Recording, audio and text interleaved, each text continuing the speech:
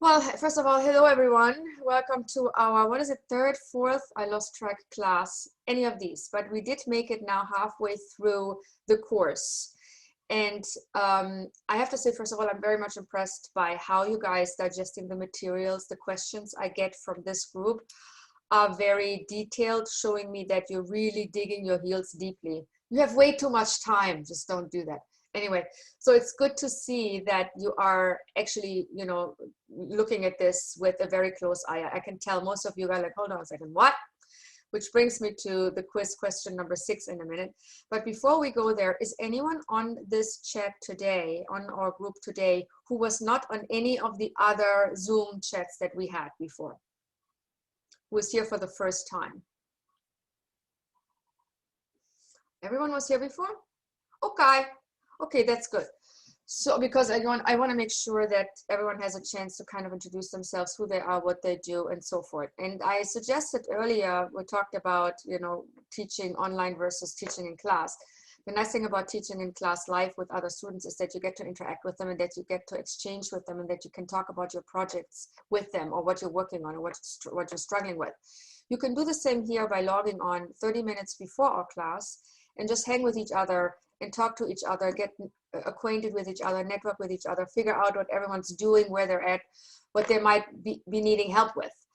I cannot tell you how many projects I have watched to come alive by people in my classes working together and or staying in touch through the Facebook page that I put together where they say, hey guys, I'm shooting something.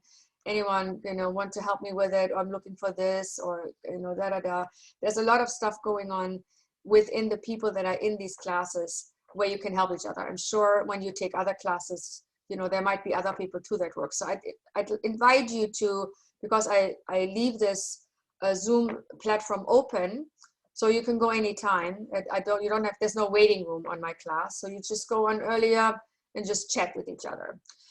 So now let's look at this question number 6. It was, I think, in quiz 5. All right, was it RJ? RJ, you had a question. What was your question? Yes, I don't know how to get a correct answer. So basically, you don't know how to answer the question. Okay, let me look that up because I have no idea what it says. Let me just look up the question itself. Hold on, I need. So Jeanette, are we talking about last week's quiz or the quiz it's this week's? It's quick. Okay, well, yes. It's the one that's due tomorrow. Mm-hmm. That's the one we're talking about. I think it is due tomorrow. Am I seeing this correctly? You're right. Yeah. Okay, so let me just look into the question real quick for you guys. I need to just open my course here. And I need to look into my quizzes. Where are my quizzes? Here's my quizzes. And then I'm going to go into quiz 5. It's due on the 7th, which is tomorrow. And then let me look at the question, the last question. Yeah, exactly. That's what I thought it was. So here's what we need to remember. Let me see if I can share my screen. This is the Jinglish day today, German English combined. Let me see if I can share the screen so we can all look at the same material here. So basically what the question wants you to do, it wants you to look at the case study that was in number 5, and it then wants you to apply the same case in all the elements with one exception. You're now dealing with your ask sales estimates as your revenue source instead of your take estimates. So let me walk you through this. I'm very glad we're doing this on here. Hold on, because I got a lot of questions on this one. All right, so I'm going to open this up. Let me share my screen. Hold on. Okay. Can you guys see Killing in Action 5? Can you see this? Case study 5 on the screen. Yeah. Okay. So here's what's happened. Here's the movie, we're talking about, you're doing a moving, we're diving in deeper, we're going to put the package together, so forth, so forth. The first thing that happens in the process is we're going to get a sales agent to establish sales estimates. So we see what the movie's actually worth. How much money can we make with this thing? Potentially. is what this sales estimate sheet will tell us. So it says here are the territories. Here's the ask price. Here's the take price. The ask price is literally the price the sales agent will ask to get from the distributor. That's actually what he's going to do. He's going to be somewhere in this vicinity.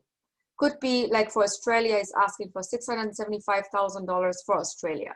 Maybe he has an Australian buyer sitting in front of him and says, you know what, I'm selling you this Killing in Action because it's you. I'm going to sell it to you for $670,000. So it's in this vicinity. He's not going to ask for the take price because the take price is basically the low price we all assume, and he assumes that he has to hit if shit hits the fan, so to speak.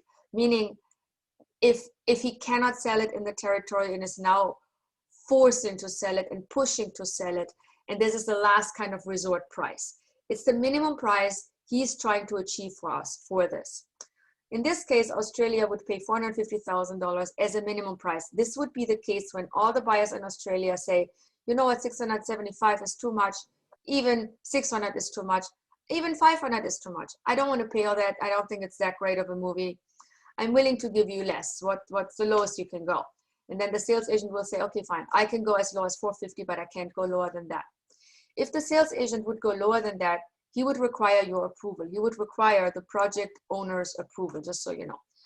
And why am I explaining this? Because this happens with every territory here. Every territory has a price tag associated to it. And here's the ask price that we will ask for. And here's the sales price, the take price that we need to achieve no matter what. Okay, this is sales estimates. Now, next step, what happens, sales agent goes out and says, okay, I'm now having the conversations with these people. And he goes out and he starts selling. Here's what he's selling. He sold Australia for $450,000. He sold Benelux for $525,000. He sold France for $1,350,000. He sold Germany for $1,350,000. He sold these territories now. See how many territories he sold? He sold territories in the value of $5,295,000. That's what he did. What happens to these territories? Well, obviously they're gone because they're sold.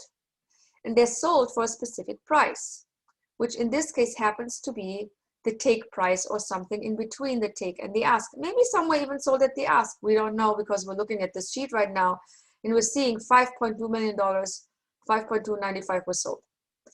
Now, in this scenario, if all these pre-sales would be take pricing, if they come out of this column, all I do in order to get to my unsold rights, meaning the rights I still have to sell, which are these guys here, these are all the rights I can still sell. I still have Canada, I still have South Africa, I still have the UK, I have all this still.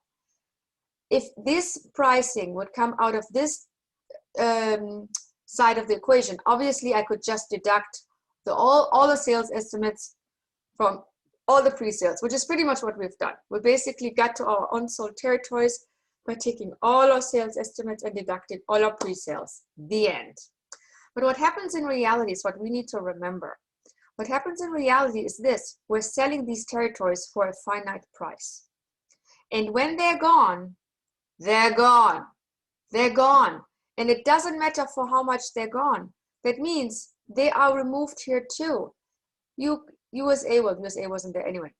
Benelux removed 0 on take and ask level. France removed for take and ask level. Greece removed. Germany removed, but with take and ask level, because that territory is no longer available for you to sell. So how do you figure out what you've left after you sold these territories? You take them out. You just remove them because you've sold them. At this juncture, it doesn't matter for how much if you sell them for an ask price, oh well. If you sold them for a take price, oh well. At this point, it doesn't really matter because you are removing the territory from your bucket of rights that you have available. And if you remove all these territories from our ask, you see you end up with 8,988,750 in unsold rights. And that's a tricky thing you need to remember. You don't do, I'm taking all my ask sales estimates of 16,931,250 and deduct all my pre-sales of 5,295 to get to my unsold rights. You're not doing that. You've done that before because we were talking about percentages. If we talk about percentages, we have 75% pre-sales, we pre-sell 35%, we left with 40%. That makes sense. But if we go into the world and actually do this now, there's no such thing. There's no percentage. There's a reality of what you're actually selling, which is territories. And there's a reality of how much money you're getting, which is this, and you take that money to the bank later. But as it relates to these two things, the take and the ask price, you remove the territory that you've sold. You don't have that territory anymore. When you go into a store and sell a sweater, of 10 sweaters, you sell 2 sweaters, you only have 8 sweaters. You can sell the 8 sweaters for whatever price you want to sell them for, but you only have 8 to sell. And here, you only have this amount available because you took all these territories out. That's when you go to continue your finance plan. You see here, I have the actual amount, and that's why I have actual amounts here. I'm guiding you already into the direction by telling you, put the actual amounts here. So then we work our finance plan down in the take, this is the case study online, right? You work your way down by applying what your pre-sales were with the bank, who gives you a discount of 80%. So that's 80% of 5,295,000. You got a prepayment for the 5,295,000 that you actually pre-sold. The distributors give you 20% in advance. You have that money. You get that money for closing. You can use it to build, to do your production, to cover your production costs. And in this case, because the sales agent did not defer their fee, as we often do, in many of our case studies, the sales agent is not getting paid until the recoupment happens. But in this case, reality kicks in. And in reality, sales agents don't always want to wait until you recoup your movie. That could be a year later, after the pre-sales were done. They want to get paid when stuff happens. They want to get paid when you get paid. So when you get this down payment of 20%, they want their sales fee of 16%. That's just what they want. So what you're left with is 889,560 in this case to use to finance your movie. And then you follow down the chain. Your unsold loan, bank loan for your unsold rights follows the 50% rule. What is left? Well, up here we had left, we had left unsold rights 5,992,000, and then of that 50% is 2,996,250, right? That's what the 50% is. What we have to remember here also when you do the quiz question is that there is a cap applicable. You will never get more than 20% of your budget from the bank. So if this 50% happened to be more than 3 million, which would be your 20% of your $15 million, all you get is 3 million. It doesn't matter how many unsold rights you have actually in the bucket. Who cares? The bank doesn't care. All you get from them is 3 million. So remember this here. And then you just follow the chain. You know how much you have to pay back to the bank later because you're paying back interest and your loan. And you know how much money you have available to get for your funding.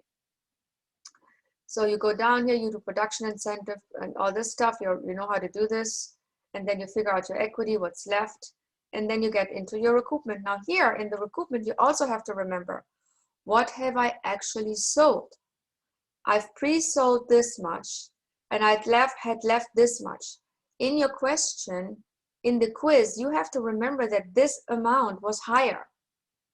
So you had the same pre-sales because the pre-sale number is not changing in your question in the quiz, but the unsold rights are higher because there were 8 million and some change. So you need to put instead of the 5.9, you put 8 something here. And then you get your worldwide distribution and then you follow the chain, you pay back the loan. This should probably be the same because your pre-sales haven't changed. This is also the same because nothing has changed. The change will occur here in this area because you have a different amount for unsold rights. So your bank loan in your gap area will change because your unsold rights for the ask are higher in your quiz question number 6 and quiz 5. The rest is the same. All of this is going to be the same. What you will see is probably a slight change in your equity because you might have a little more from a bank loan because you have a little higher unsold rights component. So you might have a little less equity to pay back. These are the 2 areas where you're going to see changes in your gap loan and in your equity for the quiz question 6, quiz 5. So then you go to the recoupment, you're probably going to have more to pay here, and you will likely have a higher net profit because you have more revenues coming through the ask price. and then you have a higher profit participation. RJ, did this kind of make sense to you where the changes will occur? Because I don't want to give you the answer, hello, Yeah. but I am walking you through the two things you have to be very aware of when you do that question, which is, look at the bucket that has gone in rights, which is here, and make sure that you have this number as your unsold rights number, because that's all you have left to sell. And that's where most people make their mistake in this area, because they go by, oh, we're just deducting our pre-sales from our estimates, and the estimates for ask were 16,931,250, and I'm just going to deduct the the 5.295 from this, and then I get to what I still have. No, that's not true. All you have is the rights you actually have to sell, which is 8,988,750. Make sense? Yeah. Okay. And by the way, if anyone gets stuck with this, hold on, I have raised hands here. I don't see who's raising your hand for some reason on my screen.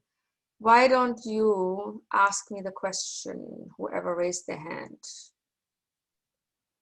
I wanted to ask about, for the purpose of this, I'm just considering, like, for example, the back end point of the equity investor is 20% for the purpose of this exercise. But Correct. in real life, is that they get like 50% of like the percentage they invested, right? Exactly. So it would be actually less. It would be actually less in the real world. However, the real world also tells you that the equity investor has the cards in his hand, because that's the most important money for you to find. While industry standards dictate he would hold a ownership and profit participation of 50% of the percentage that he invests in relation to the budget, in reality, people sometimes ask for more. So if someone gives you 50% of the budget, they might as well tell you, I give you 50% of the budget and I want to own 50% of the profits. It might happen. Yeah.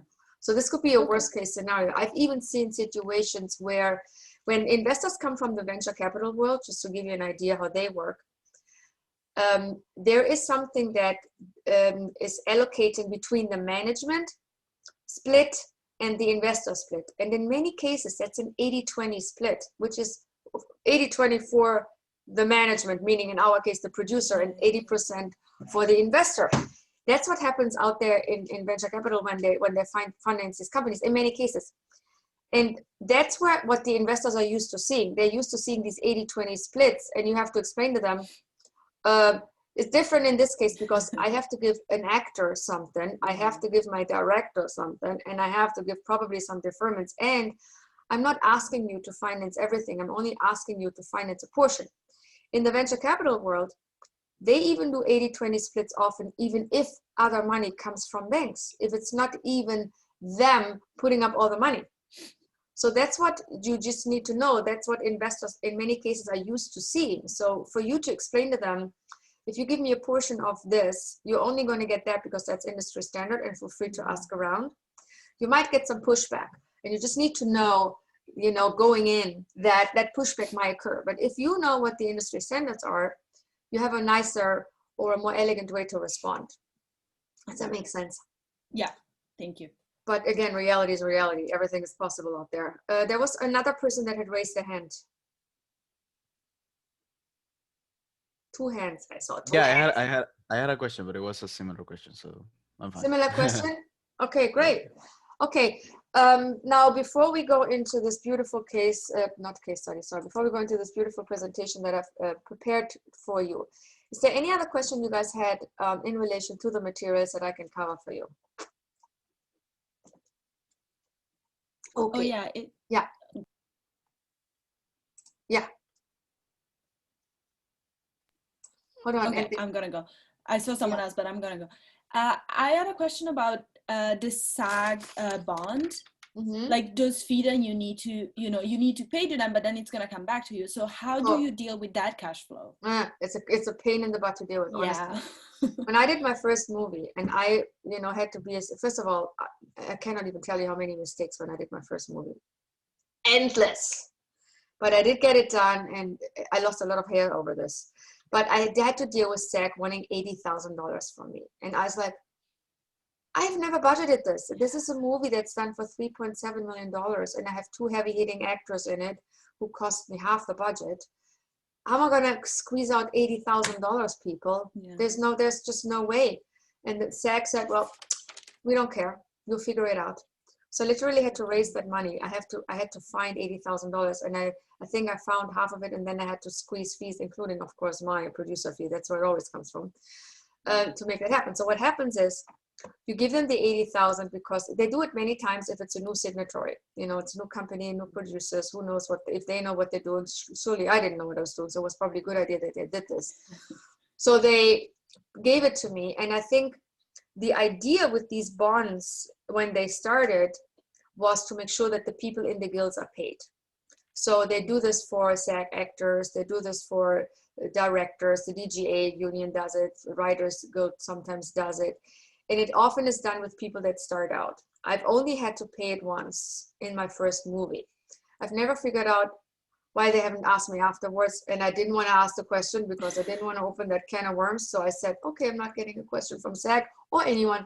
I'll just continue. So what that happens is, indeed, you have to raise it. Indeed, you pay it, and they just have it sitting in an escrow account. In case something goes wrong, in case you don't pay someone, they just have it sitting there. And then when the movie is done, you can go to SAG and say, everything's done, everything's delivered, everyone was paid, I'd like to get my SAG fund back, and then you get it back. The beautiful thing was, I went there and I got my $80,000 back at a time where I had finished the movie, everything was done. I was at the end of my nerves, so to speak, and I was so tired. And it was great to get that check and just say, oh, this is $80,000 I can now get to keep, hallelujah. So I got to keep that because the way I structured my first movie was basically just with distribution deals. I had all, you know, pre-sales, and that was it. It was a straight co-production between a US studio and a German company. So I didn't have to deal with equity investors or any of that. So I got to keep that money. So that's a beautiful thing. Now, if you deal with equity investors like we do in many cases, that money would actually go into the collection agency account. So you would have to pay it back to the, you can pay it back to the collection agent, or you can pay it back to whoever is next, or you can give it to the bank or whoever. But it is going to be part of your revenues because it's basically a payment that is made to you. It's not really a revenue payment because it is an advance that you made and now you're getting it back. So in my book, it's a production expense, but you still don't get to keep it, unfortunately, when you do this, when we do equity. But if you do like a rights deal, we're going to talk about this in a minute. If you do a deal where you have a domestic buyer, let's say a network buys, and then you have maybe 2 territories from the foreign countries by paying the rest, and you don't need to gap anything, you don't have a bank loan, you don't need an equity investor, that's when you get to keep that SAG bond. Does that make sense? Yeah. Thanks. And then Lesian, you had a question, and the cap on the gap loan, easy to omit. That was referring to the quiz, like that was referring to the quiz. Oh, okay. The gap loan, like the 20% of budget cap. Right. Yeah, that is applicable in the quiz. So you gotta keep an eye on that. So I do have a question. Yeah. I do have a question. Yeah. So Janet, who in your experience, like when you produce a movie, like who actually prepare the budget? Who actually take a first stab of the budget? I actually do that. Let's say you are the producer, right? You look at the script. You've learned a few things about what that script should entail. How to break down your script and how to actually do that budget is something I think every producer should learn. I mean, it is an organizational thing where you figure out how many locations do I have, how much time do I think when you talk to your director, he's going to need to shoot these scenes, how many setups, how many scenes, how many actors. So you basically figure out in your head, what are my actual costs by talking to your director about how you want to do this. And you're going to get to a range. It's never going to be perfect because the perfect budget will later be done by a line producer, and that's okay. And you can also, by the way, always pay a line producer like $500 or $1,000 to break down your script. But so many things change in the course of things as you prepare the movie. So I always feel that money in the beginning is really wasted because all that a line producer can give you is a range, which is exactly what you're going to do. And all you're going to rely on is a range, and you will tell everyone, this is an estimated budget, people, to the investor. Dude, estimate it. Until we have a bonded budget, we don't know what the budget is. And the thing is, the bond company will come in and they will be very aggressively looking at your budget. And I can tell you 9 times out of 10, your budget will change. I would even say 10 times out of 10, your budget will change. So you actually don't know what your movie costs until pretty much the end. Because Okay, there's so gotcha. many people involved in making changes that you don't always control, that you just don't know. But investors want to know a range. So you can tell them, here's what I'm allocating, and you can even give them a budget that is detailed if they want one. I usually do a top sheet where I figure, the top sheet comes from my budget that I do, it's just a summary. So I do a detailed budget, but I summarize it for the investor as a top sheet because they want to see it. And what they really want to see first is how much money are you making? What are you putting in there for you? So I always keep the numbers low to be, not greedy. And then there's other places where I can hide a little money that would then, in the end of the day, come to me as a producer, which I'll tell you about where those are. But in the end of the day, when you talk to an investor about your budget, you don't ever want to see the budget having more than maximum 15% going to all of the producers. It's just bad business. Yesterday, I was doing an ROI allocation for someone, and it's a small documentary. They're doing the documentary for about $300,000. And that's okay. So I gave him a revenue analysis, and I did, gave him the ROI for the investor. They have a lot of money coming from non-recoupable sources, which is great. But I tell them, give me a top sheet, and there was $160,000 in there for producers, and I'm like, of a $300,000 budget, you're really going to tell the investor you put in $160,000 for the producers? I mean, I don't even know what to say to that. And I nipped my mouth and I didn't say anything because I was like, oh my God, I'm not going to make friends with that conversation. But it is reality out there. I cannot tell you how many times I see these budgets when I help people with this stuff, and they have like these huge producer fees. It just looks bad. Don't do this. So there needs to be a range for things, which is why I'm walking you, when I teach you about budgets, through these ranges to give you kind of a like, this is kind of where you should be like when you do this. Obviously, it's very, very project subjective. So it might not apply to your project because your project is totally different. You might have, an actor that you want in that has like 50% of the budget, or you have a huge director, or it's an animated movie, or it's a heavily visual effect driven movie, or it's an action movie. All these things take time, and time costs money. And that's why you have to think about bodies you pay during the period you're making this thing. And everybody gets a payment every day. And that stuff adds up, which is why your budget is very close to your schedule.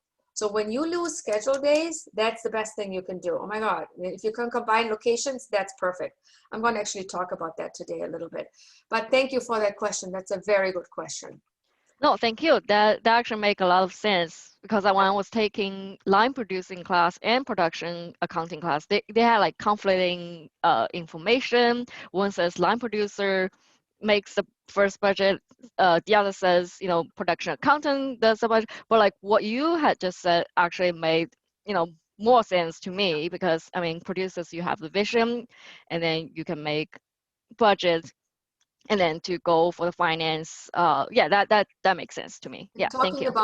Talking about conflicting information, I'm actually happy you're bringing this up. Many of you are doing the master's degree, and you're going to go and see some overlapping concepts in your various areas of where you take classes. So if you take a line producing class, like what you're saying, if you take a business of entertainment class, if you take a legal class, if you take all these other classes, you may find conflicting information. And you just have to know that the information comes from the people that give you the information and their experience in the way they work. And remember, when I started out this course, I told you, I give you information the way I work and the way it works for my investors, because I have a film fund and I am an investor per se, and I'm also producing. So I'm also the person that takes the money, which doesn't usually happen. So when I share these things, I share them from both sides of the coin, from I, the producer, wanting to make money and wanting to be protected, and me, the investor, wanting to make money and wanting to be protected. And depending on whose class you're taking, that information might change. And they might give you a different view. And I'm not saying that view is wrong, but it is different. And if you find it conflicting, just know it has to do with where they're coming from, because that's how they work and that's how they see it. That's how they have experience and that's how they did their deals.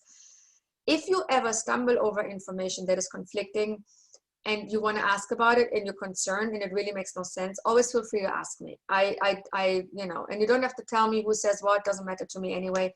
But feel free to ask me so I can give you maybe some feedback relating to where that other information is coming from, or where my information is coming from, and why I'm telling you what I'm telling you. So just be open about that and don't hold back on that stuff. I'm glad you brought that up. All Yeah, right, absolutely. Thank you. Thank you. Of course. We're talking. Question Yeah. on budgeting. Yeah. Do you use Movie Magic for that? I do. My line producer uses Movie Magic. I basically start with my Excel. Believe it or not, I'm Excel queen.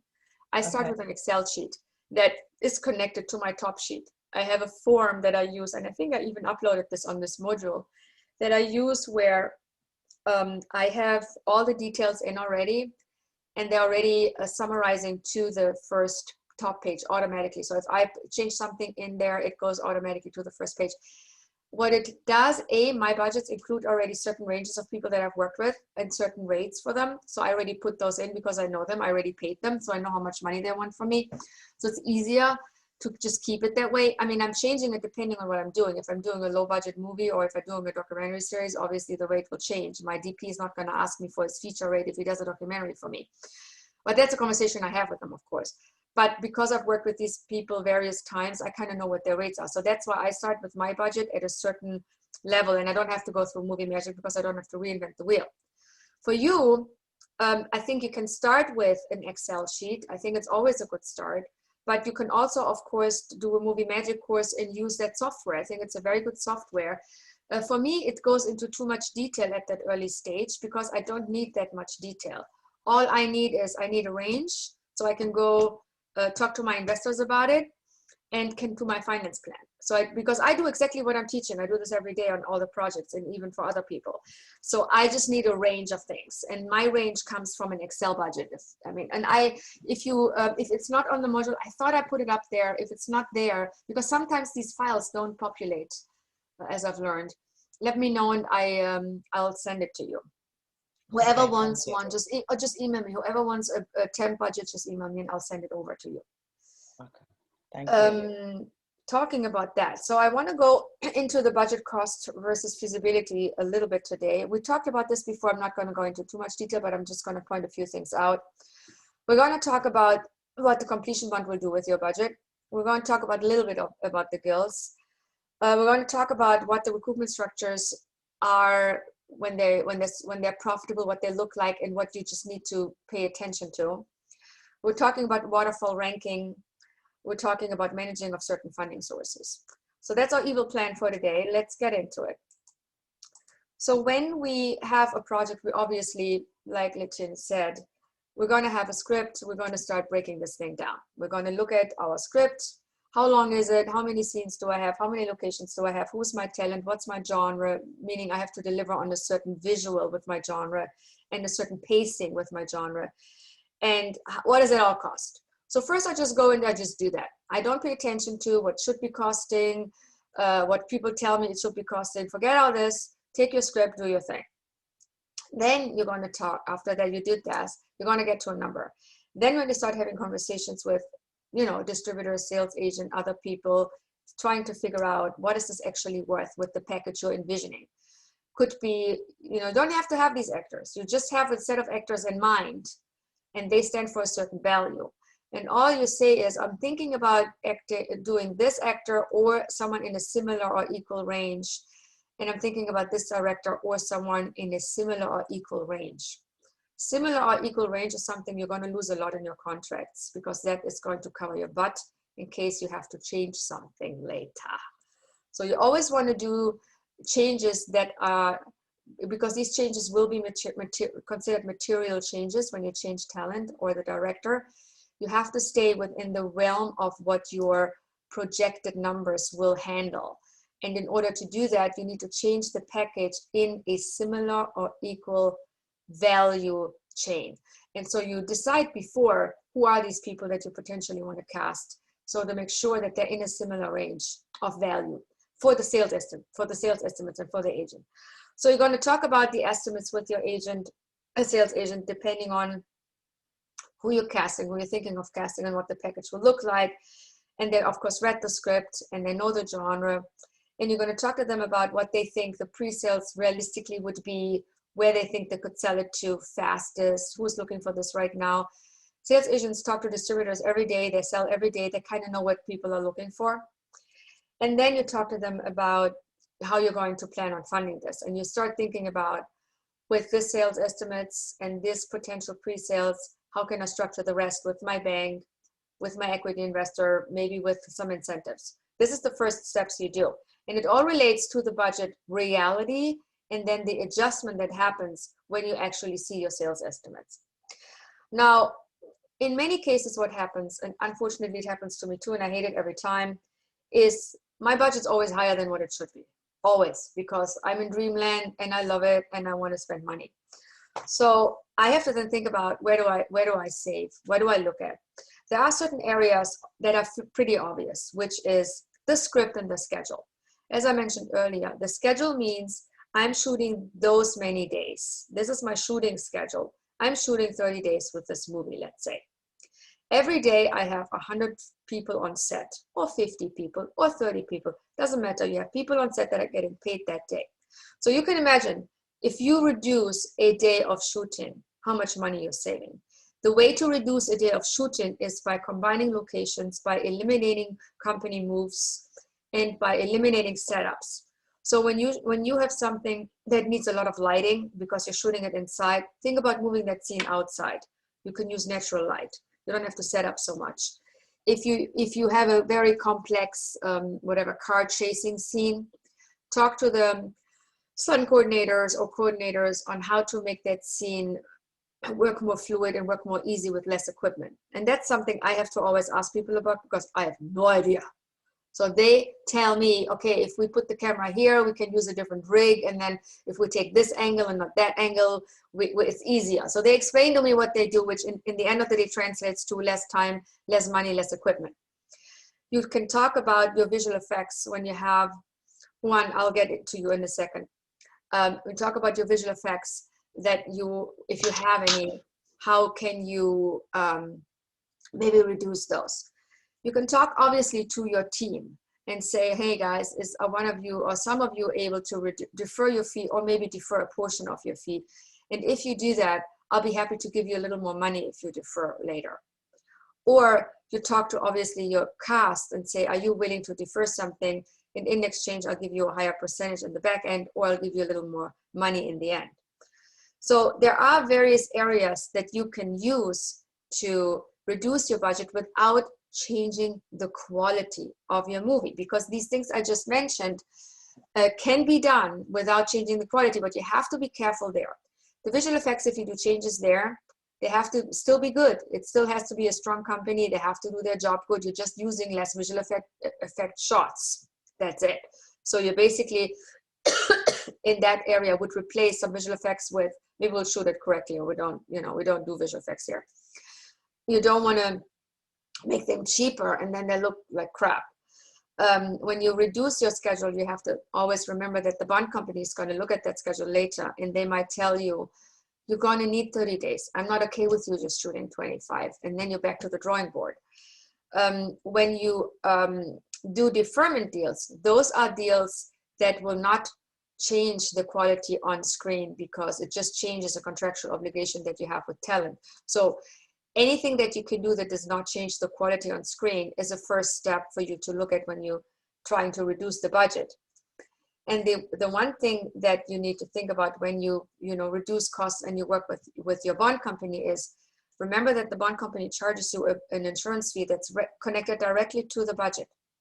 Whatever your budget is, 2%, 2.5%, 3%, whatever they're charging, in craziness of COVID and so forth, is going to be driven by the number of your budget. So it behooves you in talking to them about certain exclusions.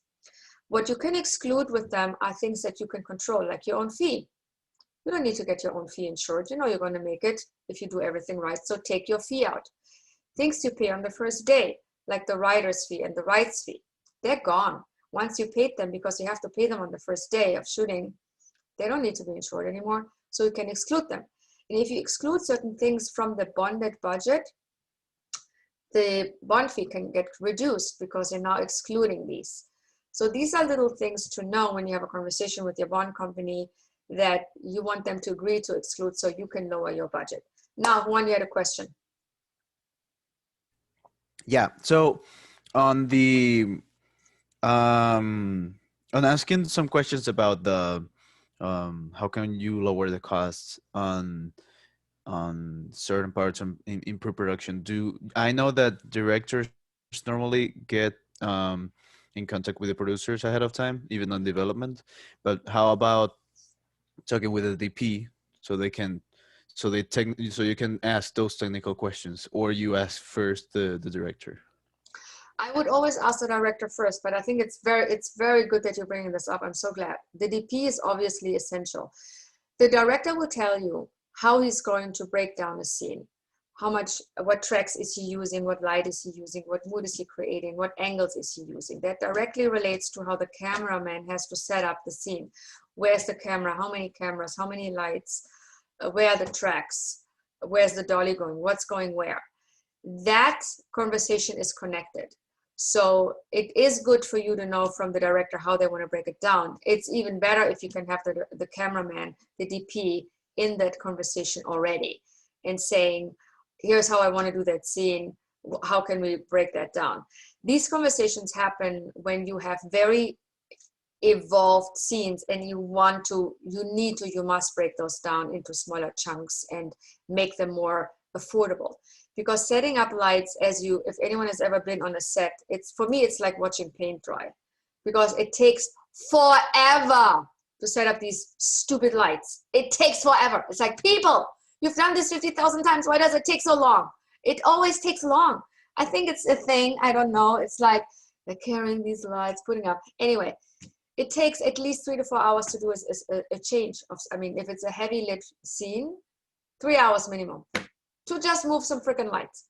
So it's important for you to have this. And meanwhile, everyone sits, and waits and has coffee and in their trailer, and, you're paying them. So you want to have that conversation ideally with the director and the DP as it relates to very heavy setup scenes that require the DP lighting and tracking input. And you also want to have a conversation with your director and the stunt coordinator when you talk about action sequences, or car chases, or anything that's like fast paced where, shit happens and you need to figure this out. So those are conversations you want to do with the people that actually put this in motion for the director. So if you can combine the two, that would be great. So now with Zoom, everything's possible. You can do that. But that's a very good question, Juan. I'm very happy you brought that up. Thank you. Thank you. I put a list of fees here that we can look at into reducing. And when we look at the rights fee, obviously, the rights fee in the beginning is X. And then when it comes closer to shooting, sometimes you can renegotiate that. So there are certain fees I would try to renegotiate from the contracts that you have and just say, you know what, I just can't pay this right now. If I have to pay this movie is going to fall apart because I don't have enough money. People want you to succeed. They do want to help and they want to see it happen. So you're going to find that when you have these contractual changes that you have to apply last minute, that people will be open and say, you know what, I'm going to reduce it. Just pay me, pay it to me later from recoupment. Maybe give me some back-end points. Maybe give me a little, premium on the deferment that I'm making. But just, help me out here. So have these conversations. Extras is another thing. When you have a lot of day players or extras, just try to reduce that as much as you can, because the camera only sees so much. You have to really think about what does the camera actually see. And maybe there is a way for you to throw some of your team members I have done this every time. I throw my team like, Grip, you go, location manager, go. I have everyone in my crowd shots. So just use the people that you have on site anyway. They don't charge you. If they don't have speaking parts, it's fine. So extras, of course, many times they do have speaking parts. So try to, keep those to a minute. Location fees and permits. There are certain permits, they just are what they are, especially when they come from the city. But there are other permits that are related to locations that people give you. Someone gives you their house to rent, someone gives you their garage, someone gives you whatever, their land. Those are negotiation basis where you can say, okay, can we, make this like cheaper, or can we defer some, or, can I give you a little role in the movie and you give me the location for free? I mean, there's all kinds of things you can have a thought about. These are things, again, that don't affect your screen. Finance fees. A lot of people will ask for finance fees when they give you money, and the less you can negotiate that down, the better. Legal fees, it's a whole conversation about, am I doing a retainer? Am I giving a flat fee? What am I doing here? Conversation with your lawyer is, you're going to get a low fee and it's going to be for the whole movie, and that's it, and goodbye. And you keep that fee as low as possible. Insurance and completion fee we talked about. Insurance is really something you can shop around for E&O insurance and production insurance in places, and those are going to be similar, and they're driven by what you're doing. And you can't really massage that much. You can just shop around and look where's the cheapest. I always go to Canada and work with Canadian insurance. They're sometimes a little cheaper than in the US, and some of them actually able to give me quotes for the US. That's a little trick I use. Completion bond fee is really massaging the completion bond with exclusions by taking out certain budget line items and making a strike price. Strike price is the name for the bonded budget, and the strike price basically is the budget the bond company will bond by with the exclusions already applied. So it's basically the budget minus the exclusions. That's your strike price. Any deferments removed, that's your strike price. So strike price is the actual cost that you actually physically have to make. That does not include any of the deferments. While your budget is going to be your budget that includes everything. And you always need to keep your budget in mind, because when you get into paying people back, you obviously have to remember your full budget and not just what you actually spend on closing, because the full budget includes what the cost will be, including the deferments, and that needs to be repaid and paid. So marketing and publicity is something that your sales agent will charge you, and that's a negotiation thing. It really comes down to what are they spending at the markets. When they take a movie to Cannes Film Festival, to MIPCOM in Cannes, to MIPTV in Cannes, when they take it to Berlin for the festival, when they take it to Sundance for the festival, they have costs. And I always ask them, how many new titles are you taking? And they say 5. Well, then why don't you divide those costs by 5 to be equally fair to the producers who you're representing? That's how I negotiate with them, and that usually works. So, and you can say to them, I just can't pay more than 20,000 or whatnot for this movie. Someone just gave me a quote the other day for a TV series that they're going to distribute for me internationally, and they wanted like 150,000 for marketing. I'm like, why? This thing happens on Zoom. You're not going there. You're loading up the thing. It's like, you don't even have to do posters. There is nothing physical that you're doing. Seriously? So it went down to 20 from there. So just give you an idea. So you have to just be on it and say, what are you actually spending? And what are you spending it for? Are you actually renting a yacht to sell my movie? I do that, but it's my money then, and that's okay. And I enjoy a week on there. But, sales agents are usually in, the Palais, the Festival, or in a room at the Ritz-Carlton, and, that's it. Music licenses, delivery elements. Delivery elements are basically contain a list that you get from the sales agent. And they're very much driven by what you're producing. So if you're producing a movie that's theatrically released, the delivery elements are going to be a little more and more involved than a movie that is not planned to be theatrically released, because that's just going on either a network or a streamer and has different technical delivery requirements. If you're doing a series, the same applies. A television delivery or streamer delivery has different technical delivery elements that they need, but you need to know what those are because you need to budget them. But you also need to know what you don't need. Do I really need to do a Spanish track right now? Really? And pay $50,000 for this? No, because we haven't even sold it to Spain. Why am I doing a Spanish track? So these delivery element lists sometimes are very involved. We just did a deal with a streamer and they sent me a delivery list for a theatrical motion picture. And I'm like, you are a streaming service. By definition, you're not a theatrical distributor. Why am I paying theatrical delivery elements here? Like, oh, okay, fine, we just took this delivery list. Okay. So you got to be on this stuff. But even, people make mistakes because they just send out these lists and every single piece on there costs you money, and the bond company is going to make you do that and deliver to that list, even if these elements are not needed. And that element is all generated, most of it in post-production and production, and it costs money. So the lesser the delivery list, the better for you. Music licenses, my daughter, thank God, has a music studio. So I work a lot with her and she gives me all her music for free because she has no choice. So there are certain libraries and music producers that you can work with that give you the music for free because they want to get the royalties for it, which is, to me, worth it. So I don't really pay for music. The only time I pay for music is if I hire a composer to give me an original score. And in that case, I also work with the music investment company to pay for that guy. So I'm always trying to kind of level this up. Or if I use a song, like a famous song or something, then obviously I have to pay for that.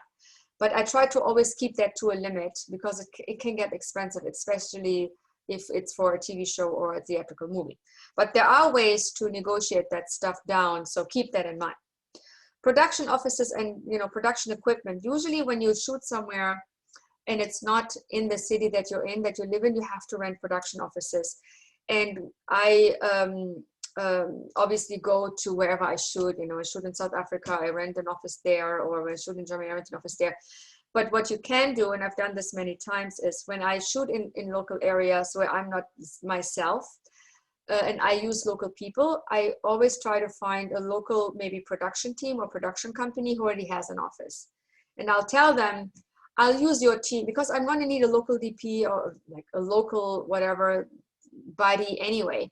If I need a lot of local buddies, I might as well go through a little local company, and then I get the production offices for them, and then I kind of throw it into their production fee. I give them a little fee to help me with casting the teams on my movie locally, and then I'll get to use their production office. So that's how I negotiate these things. But it is definitely a place where you can save money that's not affecting your screen. Admin expenses, could be anything that's admin, per diems, travel. All this stuff, I call that admin, but obviously it's also partially in your budget under the description of the bodies that you're traveling and accommodating. But that's an area where I always try to save. The guilds, we talked about the guild fund earlier. I always try to nip that and not pay the bond up front. Sometimes it works, sometimes it doesn't. Title sequence and graphics. There are so many price tags for these things, and it really comes down to who has a good taste. Nowadays, everything's done on the computer, and it's really a taste question more than anything. There are super expensive companies that do these very fancy schmancy title sequences, and you can, of course, hire those. But you can also look into other places where maybe you have graphic designers that are just coming out of university or something. You guys are all studying, so maybe there's someone there who can do a killer title sequence for you and cost you a third. Post-production and editing. What I've done in the past, of course, I've hired edit suites and I've hired post-production facilities for my editors to be there, for my director to be there to hang. Nowadays, things have changed. On my last television series, I actually had the editors edit at home. So they edited on their computers. I had them edit, on their Avid or on their Premiere or whatever they were editing on that we all decide on we're going to edit on. And they basically I gave them a little bit more of a fee, but I saved on having to pay for editing suites, which adds up. Just something to think about. Contingency. The bond company is going to ask you to have likely something around like a 5 to 10% contingency. And your job is to negotiate that down as much as you can. You want some contingency because things always go wrong, but you can negotiate that down. Catering is obviously up to you. How much money do you want to spend? Do you want to serve lobster every day, or is pasta going to be okay? You're probably going to be somewhere in the middle. You want to have healthy food because you don't want people to get tired, but you also don't want to have to, be fancy schmancy about it. Travel, really only use people that you have to take to a location. So try to stay local as much as you can for most of your crew, and try to avoid traveling anyone.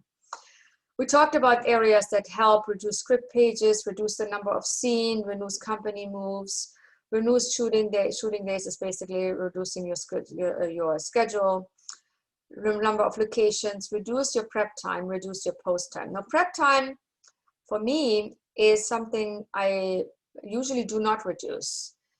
And here's why. My movies and my TV series literally are planned to the T in prep. And I do that because I know there's going to be a whole lot of problems that are going to happen once I'm on set and when the production goes. And I don't want to have to worry about those. Or I should say, I want to worry about those and only those. I don't want to worry about the stuff that I can plan in advance. What you can do during prep is you are prepping your entire movie as if it would happen. Yes. But you don't need the entire crew to do that. You need your line producer, you need your director, you need your DP, you probably need a first ID, and you might need a production coordinator. Maybe a PA. That's it. That's your prep team. And you can use that prep team for the longest time. You might also need a location manager. You can use that, and maybe a set designer if you're building set. That takes time. So this is kind of like a handful of people, but not like the 80 people that are going to be on your set or the 50 people that are going to be on your set. The 50 people that are going on your set, you get into the equation a few days before you're shooting, maybe even 2 days, to do a technical tech scout to show everyone where what's going on, and to do a production meeting so that they kind of know what's going on.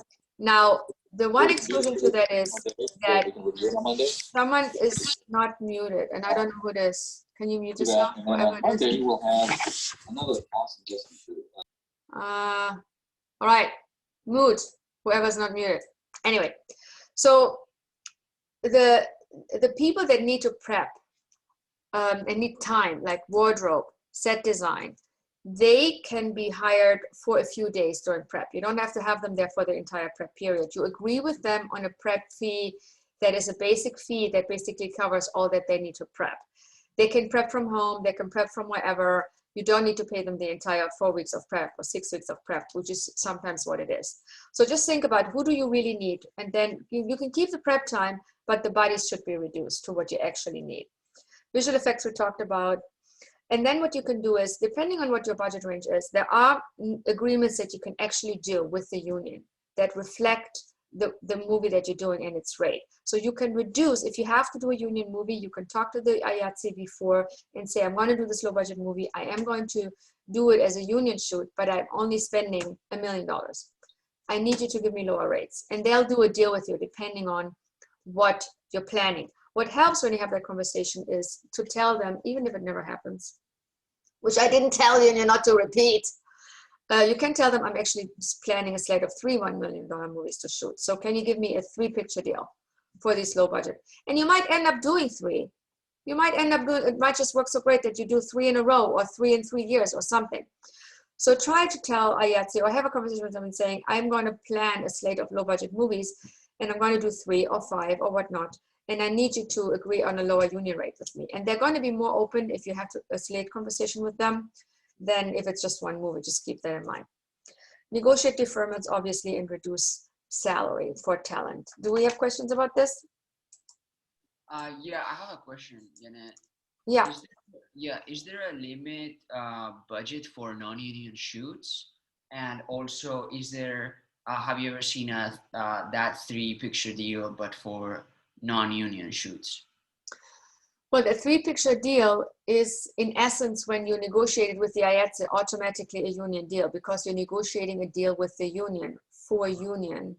So if you do a non-union shoot, you don't need a deal because you're not doing anything union and you don't need to agree with them on anything. The union does want to be part of pretty much everything. And whenever I ask them what's the minimum budget, I mean, I think there are some minimums for certain locations, but I think it depends on if you shoot in New York or if you shoot in LA. For some reason, these things change. Ask me why.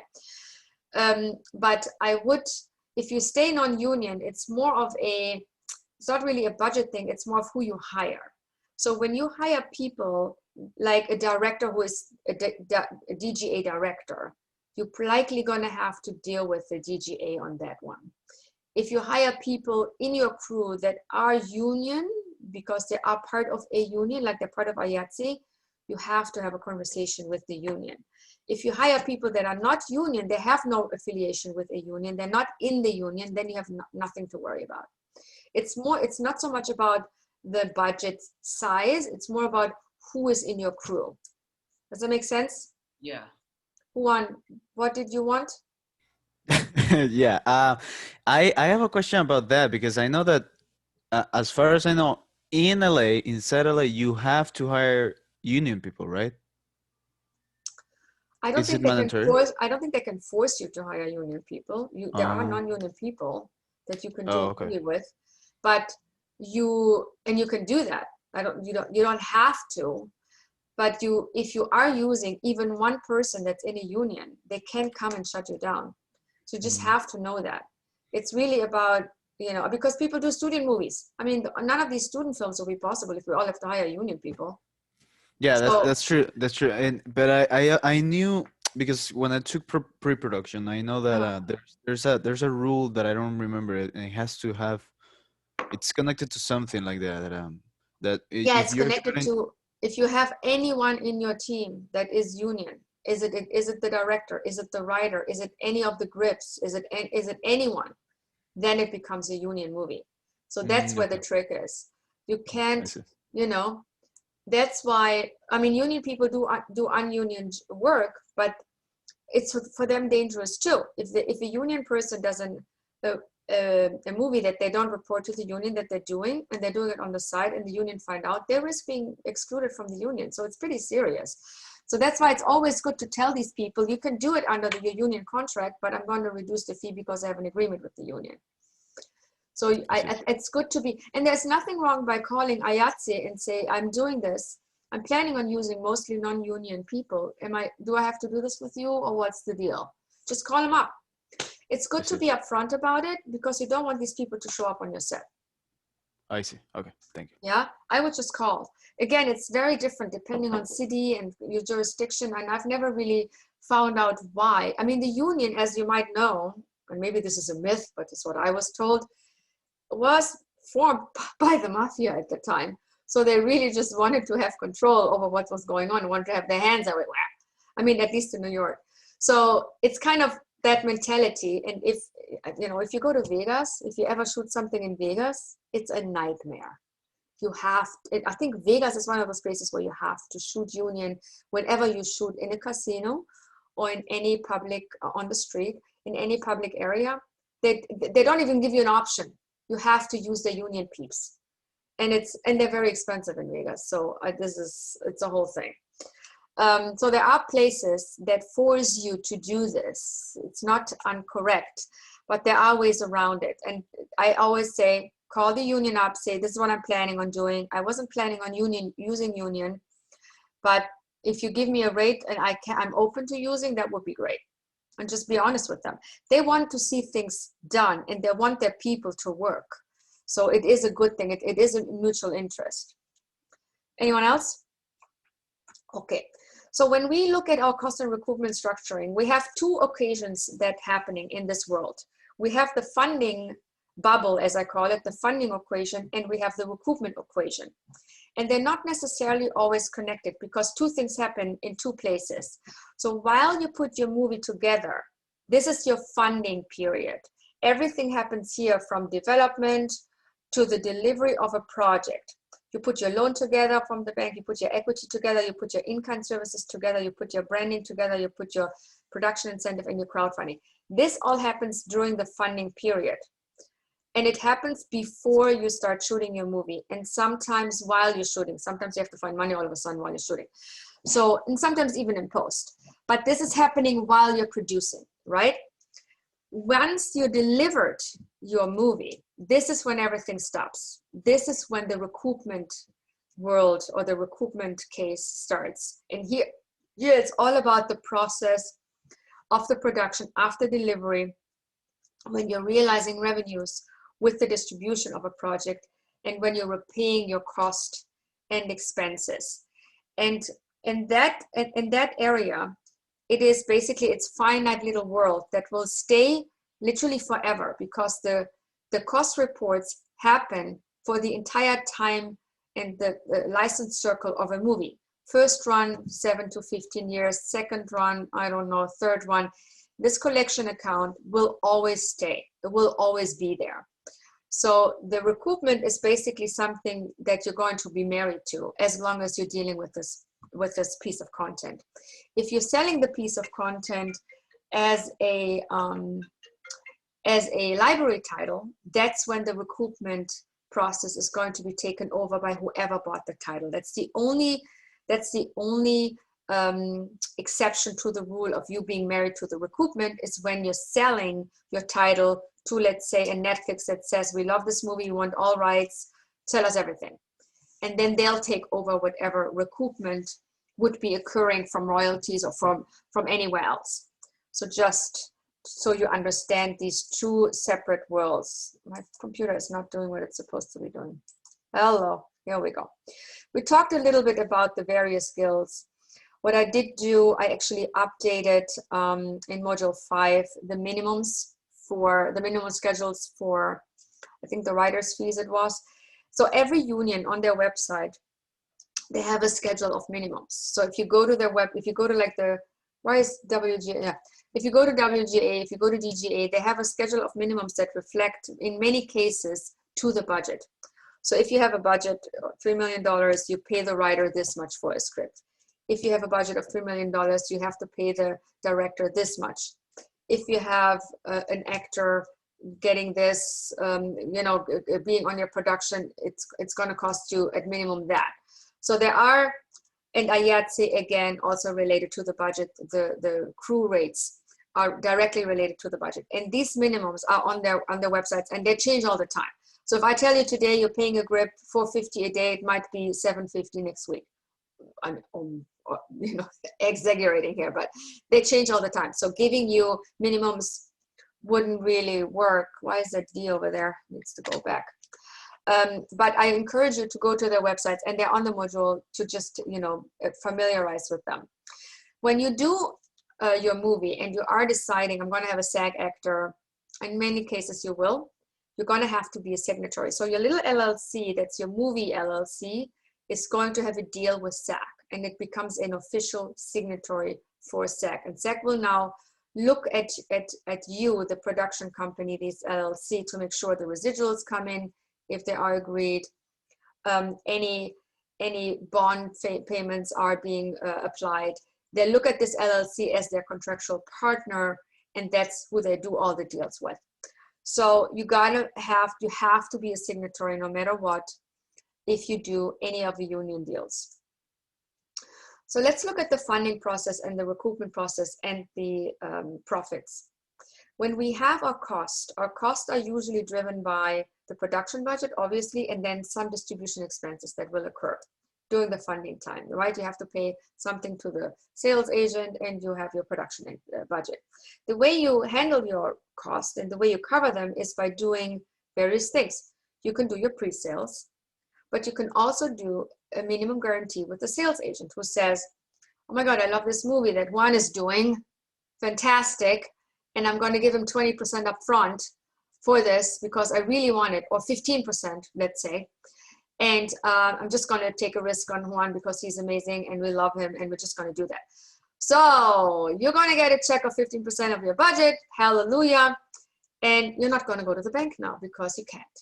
So what that means is that the sales agent gives you a minimum guarantee that's not the same minimum guarantee you would get from a distributor when you do a pre-sale. It's not the same thing because the sales agent is not a distributor, but they give you money up front. So they give you 15%. And what they then do is they recoup the 15% that they gave you from the money that they make with the distributor. So when they then go out and do sales, they get those MGs and they would pay their MG.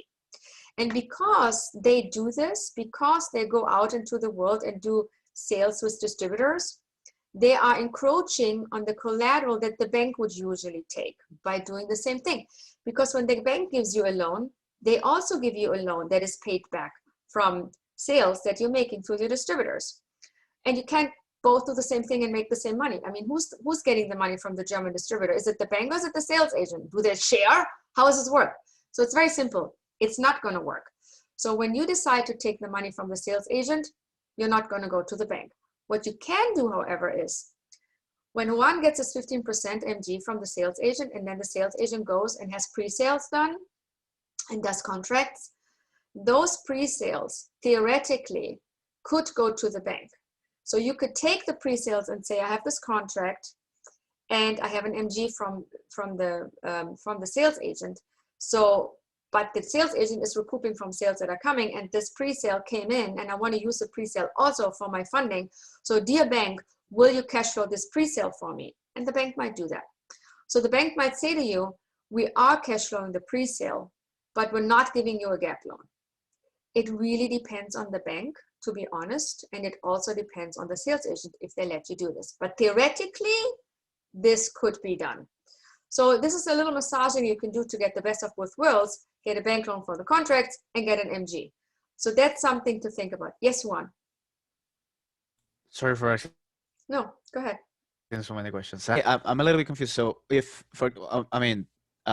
when you have the pre-sales internationally, okay, the bank is only, the only function of the bank is for cash flow. So it's for you to get the money, right? Now, if you don't get that pre-sale, that's when the loan, you put it on the table, right? Like you offer them, Okay, so they can give you a loan. Let me remind you of what a loan is, a bank loan is. A bank loan consists of two components.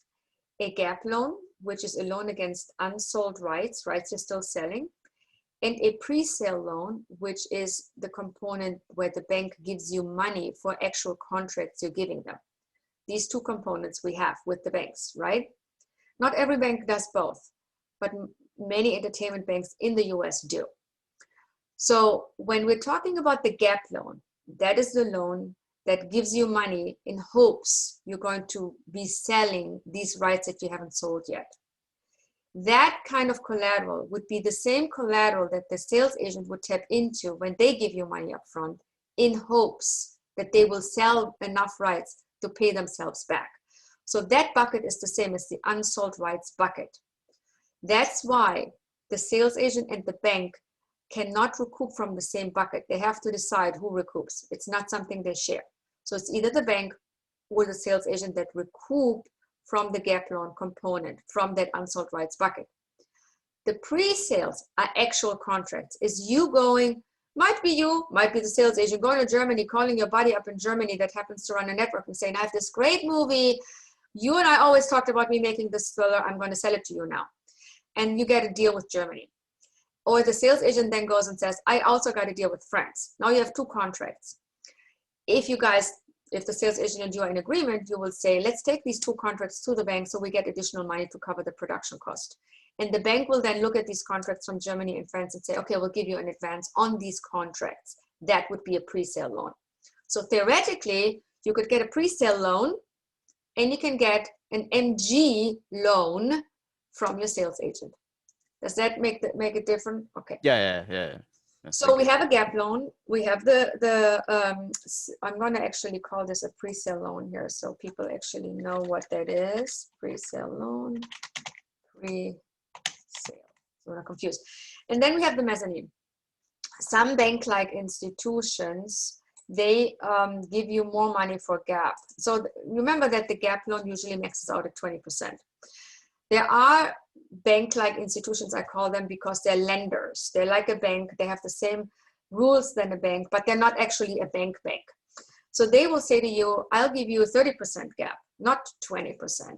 And that 10% that is extra is a super gap, or could also be a mezzanine version of things. And that's why that's called mezzanine or super gap, because it's in addition to the gap, and it recoups right after the gap and before the equity. It's in between animal. It's not a first floor, it's not a second floor, it's a middle floor. So just keep that in mind, that you can get a mezzanine loan or super gap loan from an investor who wants to be a lender, or from a bank-like institution who is a lender that works with investor money. It doesn't want to be equity. Next in line is your equity. You know how that works. Your in-kind services can be actually, you know, anything that you don't have to pay, such as investments and deferments. And when we look at the right side of this, on the revenue side, you see that your distribution revenues and ancillary rights revenues are combined here in revenues. And ancillary rights means anything that's not like a sale to a territory. Ancillary rights can be you sold a bunch of t-shirts with the logo of the movie on it. You made a book about the movie. You made a comic book about the movie. You made a short film about the movie that you're now selling. Ancillary rights is basically everything that's not distribution. And when we look at the waterfall, and it's called a waterfall because it's literally a waterfall. It falls down, money comes up there and it goes, and it's thinner, thinner, thinner, thinner, thinner until it gets down. You're looking at basically the ranking of who gets what when. The bank loan is paid first with the interest always. The mezzanine lender comes next with the premium that they're often charged, and the equity comes next with the premium that they're often charged. Now deferments, I want to talk about that for a minute, because deferments can theoretically be in front of equity or mezzanine, if that is what the contract states. So if your deferment is part of a production cost, and you have a deal with an equity investor that says you get paid after all production costs have been paid, which is what I do, which you should do too, then deferments are paid before the mezzanine lender or the equity lender would see anything, because you define in the agreement what you're allowed to deduct before they see their money back. So in that idea, you would say production cost, these deferments are part of production costs. But if the deferments are not part of production costs, it's something else that's being deferred, or you don't have that in your agreement, then the deferments are sitting behind the equity and before profit participation. We talked about tax incentives, brand integration, funding, crowdfunding, and crowdsourcing being non-recoupable finance sources that you do not have to pay back. They're not part of your waterfall. They're also not part of your CAM agreement. So when we go into profits, we're looking at who gets paid what and why and how much. Here is where we are dividing anything that's left. We have our cost, we have our revenues, and we're taking the cost and minus the revenues, and then we hopefully have something left. And that's when we share the bucket. Now here everyone gets paid at the same time in relation to the percentage that you agreed with them. So there's no waterfall here. You get the same money when they get money. So you as a producer get money when the financier, the equity guy gets money. You get money when the talent gets money. You get money when the writer gets money. Everyone gets money at the same time based on the contractual obligation you have to them as to how much money you're giving them. So there is no waterfall in this situation. Here is the waterfall again. So again, revenues deriving from distribution and ancillary rights sold with the project are used to pay back costs and expenses related to the project and provide profits, hopefully. It's actually costs with an S, thank you very much. So the waterfall dictates when exactly what costs, expenses is being repaid from revenues at what point and for how much. So the waterfall ranking system tells you exactly who gets paid what and when. And there are rules about this. So if you go and have your movie released in the theaters, you're going to pay a P&A premium. So P&A investment is the guy who gave you the money to create all these amazing marketing campaigns and release campaigns for your movie to show up in the theater. Maybe small, maybe little, maybe big. But whoever paid that is going to want to make money, and they're going to want to make premium on their money. So that's like an equity investment for domestic distribution. They should only be recouping from the US distribution, however. So try to limit this in a way to say, this only recoups from whatever I'm making in the US. You're not recouping from any distribution revenues from international. That's your ideal. Doesn't always work, but that's what you want to keep in mind. Because the minute P&A recoups into the international waterfall, they're going to have to be pushed back after all your investors, simply because you have deals with them. And those deals are very difficult to change, because now you have to tell your mezzanine lender, oh, by the way, I forgot that I had P&A and it has to recoup before you. Sorry. You're going to have to tell the equity, oh, and then there is this $10 million P&A that I forgot. Oh, it's recouping before you. So just try to keep streamline with the equity investors and saying, I have a P&A investor, but he's recouping only from the US. So just know that from the US revenues, you're going to be behind the P&A investment. Just keep that in mind. So when you explain the deal to your investors, tell them exactly what they're recouping from and who's in front of them. It's very important. Collection agent obviously gets charged from anything that's in the collection account. Remember that bank loans sometimes are not in the collection account. The bank loans that certain banks will give you sometimes require to be paid outside of the collection account because the bank doesn't want anyone to take any money before them. So they don't even want the collection agent to touch anything. So they require that all distributors pay to them first until they're paid off, and then the money goes into the collection account, which would move them up. So just keep that in mind that that sometimes happens. If they're staying within the regular collection waterfall, you would pay the guilds, you would pay the sales agent their fees, you would pay the bank. Now the bank sometimes will also require that the sales agent defers after them. This is a requirement that happens fairly often. So just look at this and say bank might be 4, sales agent might be position 5. The mezzanine lender is always after the bank and before the equity, and deferments are here unless they're part of production cost, in which case they go up.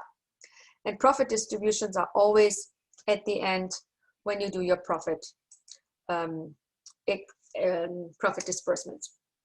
We have a few funding sources that give us options to massage them. So when we talk about a pre-sale, it's pretty straightforward. You're going to do a pre-sale either yourself or with your sales agent. The distributor pays you about maybe 5% to 20% upfront. When you do the deal with them, you get to keep that money for when the movie has all its finance sources together, and then you get to put that in your production budget, and then you pay the rest, the 80%, when you deliver the movie. Now, the way this happens is that in your deal with the distributor, you define exactly what gets paid when. You're also going to sign what is called an NOD, a notice of delivery, that you define with them and saying, if I send you my notice of delivery, you have to pay me. And that happens before you actually deliver. And the reason why you want to do that is you don't want to deliver the movie to them and then they don't pay you. So you deliver a notice of delivery saying, I'm going to be delivering this movie to you by this date. I'm going to answer that question, so keep your hands up in a minute. And then they pay you upon that notice of delivery that you give them, and then you deliver the actual delivery elements. So keep in mind not to deliver any materials to the distributor before you actually get paid. It's just a little thing to be real with. Now remember, we talked about overages as sometimes. This distributor gave you 20% up front, and then they pay you 80% when you deliver the movie. So now they paid you a certain amount, right? What do? They go take the movie into their territory, and they might theatrically release it. They might sell it, into television networks. They might sell it to streamers. They do stuff with it. They do the same thing you would do in the US, in essence. So they make money. They're going to get a television license. They're going to get a DVD, a video, a VOD license, a streamer license. They might get money from the box office. They might get money from places. And then they have associated costs to those sales. So if the money that they get from places is more than what they paid you in the minimum guarantee, you get to share in that. And that's what's called overages. So they then take all the money that they got, deduct all the costs that they had, and what is left, they share 50-50 with you. In many cases, it's a 50-50 split, pretty equal. And that overage is also paid into the collection account. Now, when you do a split rights deal with someone, it could be, usually split rights, it's referred to as a deal between you and a domestic buyer, which enables you to keep all the foreign rights and the domestic buyer to hold the domestic rights in perpetuity forever. When I say domestic, I mean United States. And when I say all rights, I mean all rights. Theatrical, free TV, VOD, anything, ancillary merchandising, anything. Domestic, gone. You get to keep international. Actually, you could probably take out merchandising if you don't put it into the agreement. Just try that, see how it works. So international, you keep. And now you're going to say, I make my money out of international because I'm going to sell it to France, Germany, and all the other countries, and that's why I make my money. Now the US buyer might say to you, I'm going to buy the US forever in perpetuity, and I'm going to give you X. That number is usually a significant number because they're going to own the rights forever. So it's a higher number that they pay as if they would pay a license.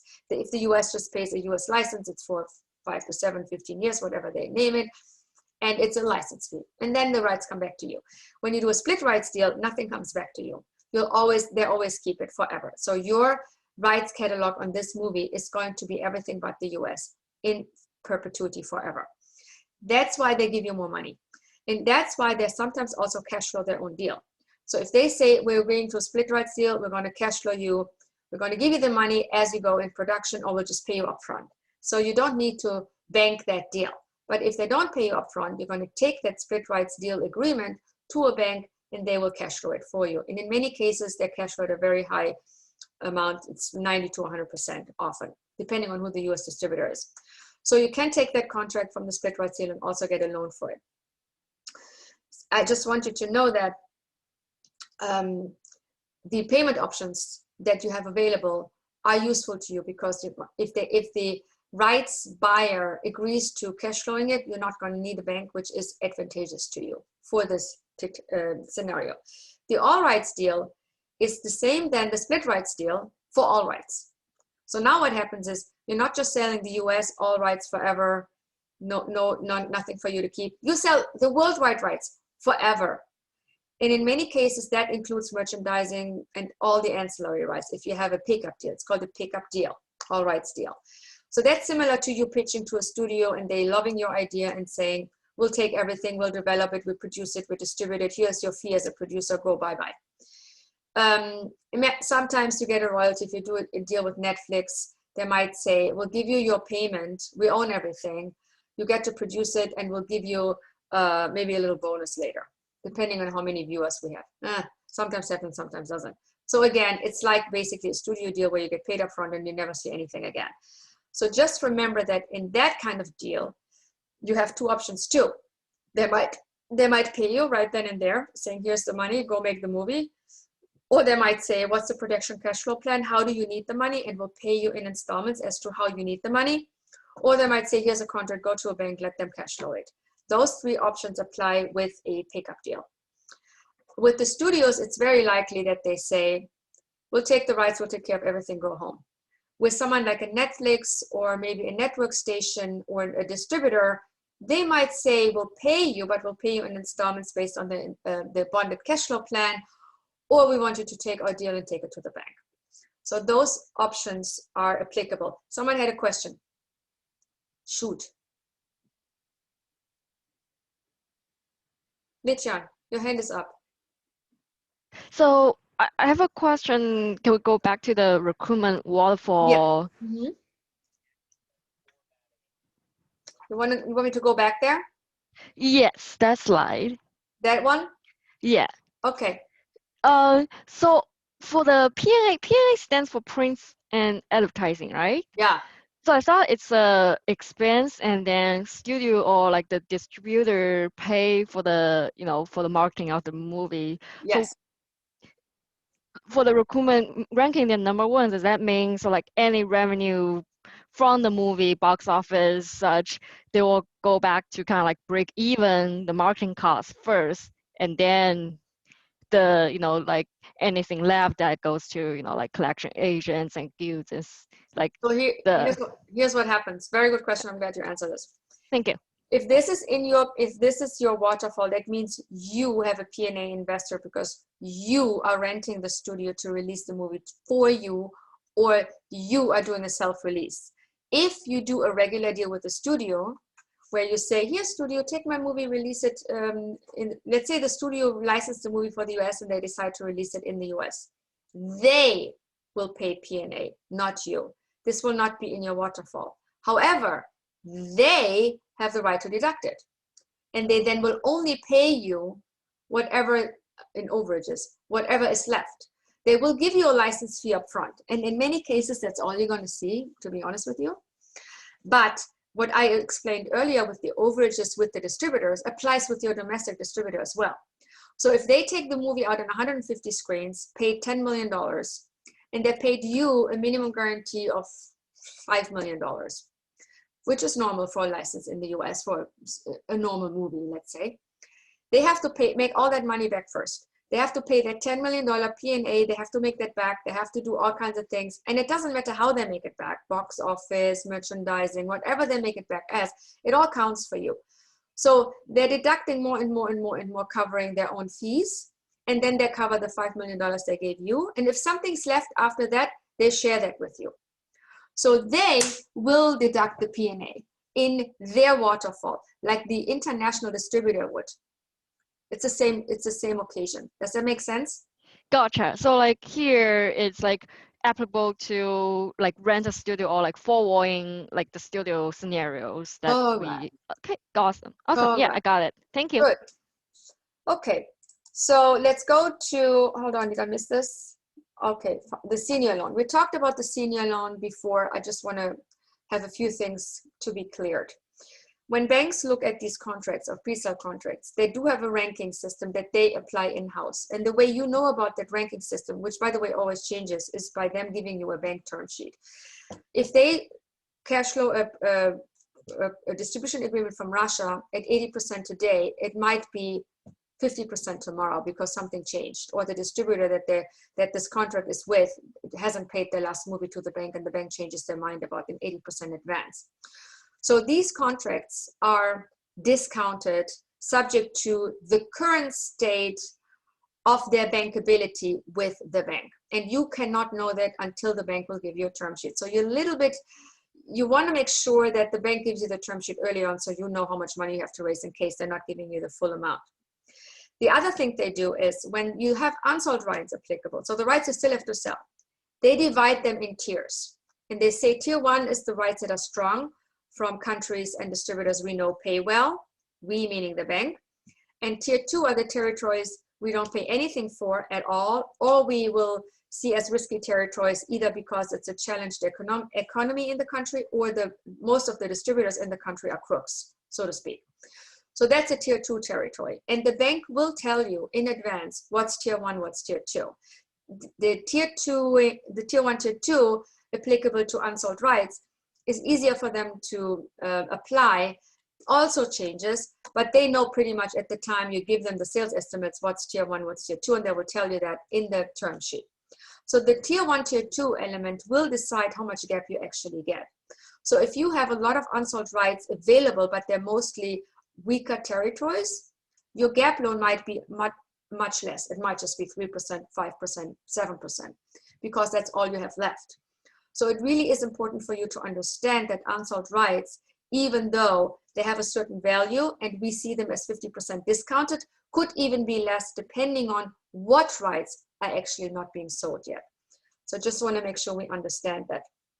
The bank will charge you their interest and their legal fees and their closing fees and anything they do upfront on paper in their term sheet, but you're not actually paying them at that time, you're paying them from revenues.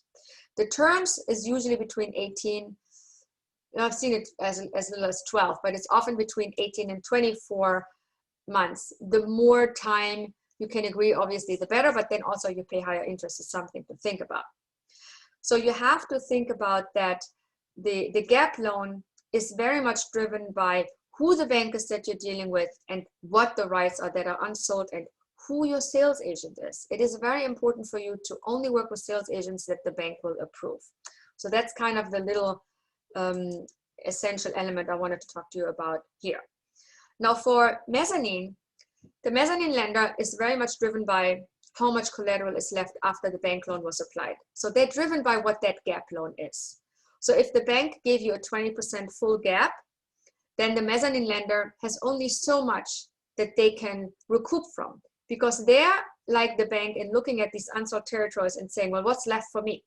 So if we assume that you have unsold territories and the bank attacks 50% of those unsold territories for their loan, theoretically you have 50% left. So you could take the 50%, theoretically you have it left, but obviously not real because the bank is going to attach it. But the mezzanine lender knows that the bank is not going to use it because their loan is only reflective of 50% of that collateral. So the mezzanine lender knows that they have that other 50% available for them to give you a loan against. So that's what they're looking at as collateral to decide how much they want to give you. Some mezzanine lenders say, I look at the 50% and I'm only giving you 50% of the 50% as a loan. And some mezzanine lenders say, I'll give you 80% of that 50% collateral. Am I confusing you? Does it still make sense? Yeah, how they look at this, how a mezzanine lender looks at this. If this is unclear, stop me. I want you to understand here that your defined bucket of rights is what we refer to the collateral that everyone gets paid back based on. Everyone, the bank, the mezzanine lender, and the equity lender. But everyone has a different view on how they value that collateral. So the bank says, I'm looking at this collateral, meaning the unsold rights, as a bunch of rights that I'll give you 50% for. The end. The mezzanine lender says, well, I know the bank is gonna get 50%. There is the other 50% that's still left because the bank is not gonna need it. They're not gonna actually need it because the loan amount will be covered by the 50% of the unsold rights. So the mezzanine lender then says, so these 50% are theoretically available for me if I give you money. And then they decide how much of that they value. And based on that, they give you a loan. The equity investor then says, okay, the bank is going to take this much from the unsold rights. The mezzanine lender is going to take this much from the unsold rights. So what's left for me? So there usually is still something left for the equity, and the equity also is driven by domestic, because domestic is not in any of these equations. We're only looking at international rights here, and we're only looking at the take. So the equity then says, I believe that we're going to make more than the take, and I believe that we're going to get a great US deal. That's the collateral for the equity. So the mezzanine lender will often charge a small an interest and or a premium. Some charge a premium, some don't. But they do charge a higher interest, sometimes double than what the bank charges. Their terms are longer because they have to wait longer to get recouped. They're usually up to 5 years. So you have 5 years to pay the mezzanine back. The equity does not have a term. The equity investor gets paid when they get paid. Could be 2 years, could be 3 years, could be 5 years, could be 15 years. They get paid the entire time. They get paid whenever you get paid something because they're your partners. So there is no term there, but they do get a premium of 20% before you get anything. So that's the difference between the mezzanine lender and the equity lender. Sometimes mezzanine lenders and equity lenders want executive producer fees. And those, they sometimes want you to add to your budget. And they say, I need you to budget this. I want 25,000, just budget it.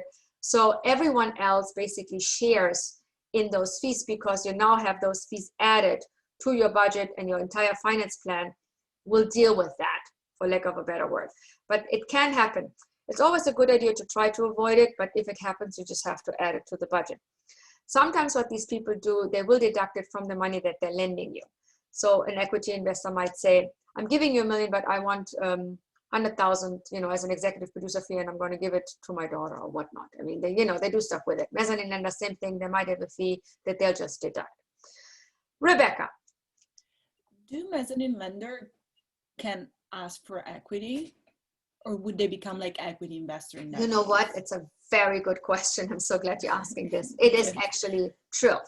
The mezzanine lender, depending on who they are, will sometimes tell you, if you don't pay me back, I either take over the movie and I keep it until I'm paid back, or I shift my portion into becoming an equity investor.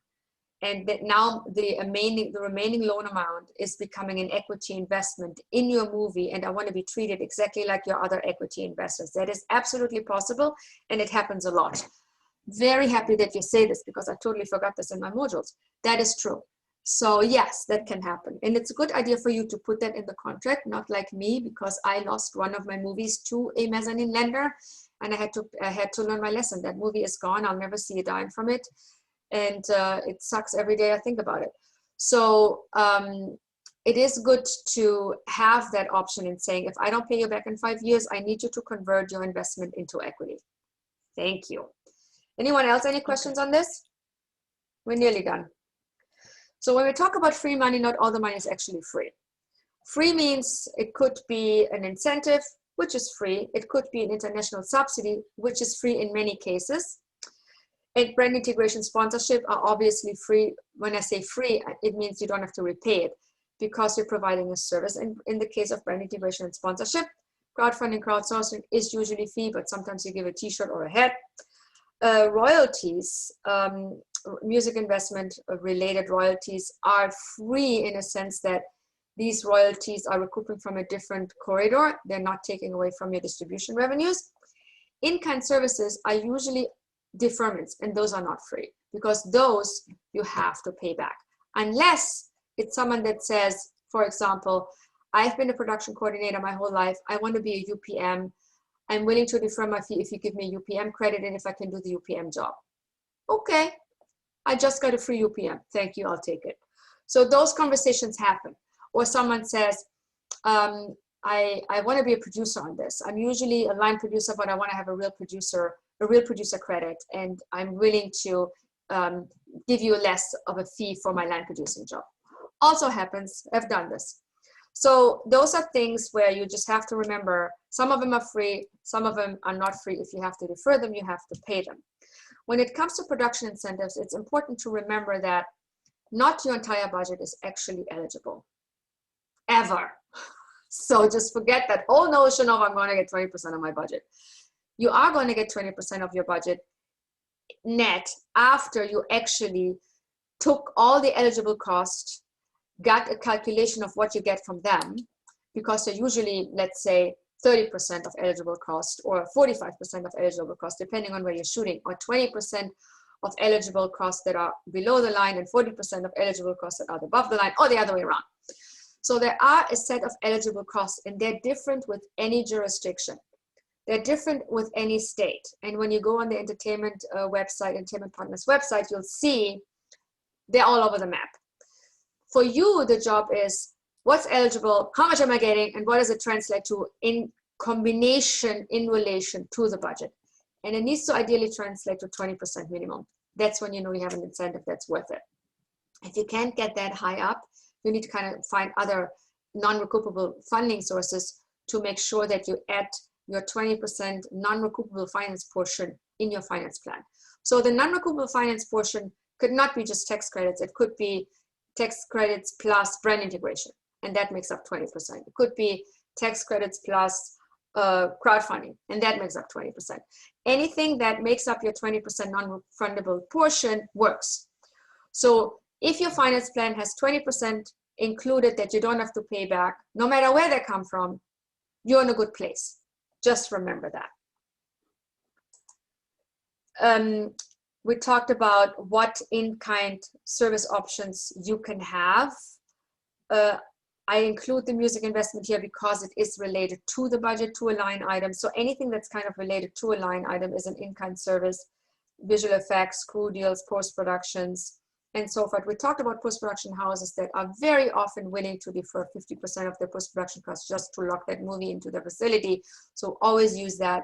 The same for visual effects studios, and they do that because there's a gazillion of them around and you have your choice. And then brand integration is driven by your story and your release pattern. Remember that all brands want is, we want a certain message set in a certain way that represents our brands, going to as many eyeballs as humanly possible. That is the only job you have to do with a brand. You have to make them feel good about the message. You have to make them feel good about that many people are going to see this. The end. That's all you have to remember when you deal with brand integration. I'd like you to look at an investor checklist for me, and that's the last piece for today. When you work with investors, it goes both ways, right? You work with an investor, but I'm the money person that gets the money, but you're the person that gives me the money. I want to make sure you're as real as you want me to be.